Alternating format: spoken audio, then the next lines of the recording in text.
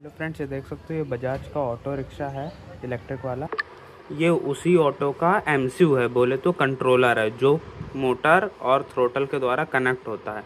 ये कंट्रोलर ख़राब हो गया था, इसका 2 प्लेट में ये होता है, ऊपर और नीचे। नीचे तो पैक कर दिया है, तो इसका पूरा मॉसफेट सेक्शन ख़त्म हो गया था पॉजिटिव नेगेटिव साइड से, और ड्राइवर आईसी वगैरह चली गई थी, तो वो मैंने चेंज कर दिया है। बाकी ये मेरा फ़ोन नंबर है, आप कॉल कर सकते हैं। 1 महीने की गारंटी के साथ रिपेयर किया जाएगा। बाकी बजाज का वीसीयू वगैरह नया मिल जाएगा, चार्जर रिपेयर हो जाएगा, पीआरसीडी केबल रिपेयर हो जाएगी विथ 6 मंथ वो गारंटी के साथ। तो कॉल करें जिस भाई को भी काम हो। कानपुर में हम रहते हैं, ये हमारा फ़ोन नंबर है, कॉल कर सकते हैं। धन्यवाद।